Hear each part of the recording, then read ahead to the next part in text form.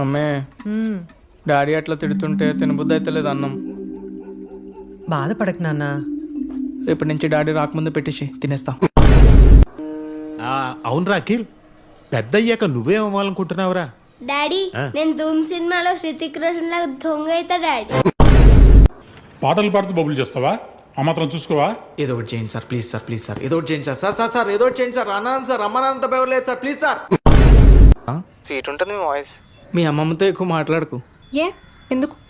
Sweet ఉంటుంది కదా నీ వాయిస్, షుగర్ ఇంటేక్ ఎక్కువైపోతుందేమో అని. అఖిల్, నీకు కూడా కళాఖండ్ పెట్టాను లోపల, వెళ్ళి తిను. అవునా అంకుల్? అబ్బా నవ్వు చూడు, నీ కూతురు ఎంతమంది పెడుతుందో కళాఖండ్.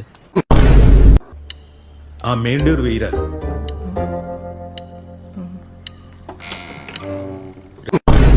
వా, చూడు ఆడి మొహంలో ఏమైనా బాధ ఉందా?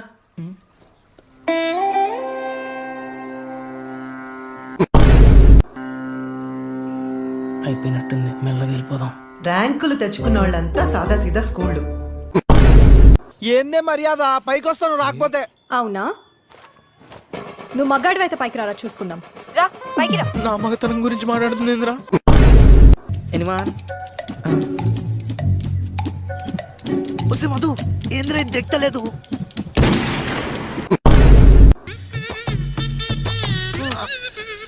రే ఇంక పడింది, సారీ చెప్పరా. సారీ. ఆయిల్ పెట్టుకుని జడేసుకుంటే ఇంకా మంచిది. ఏ ఒక్కడో చూడ్డం. ఆయిల్ పెట్టుకుంటే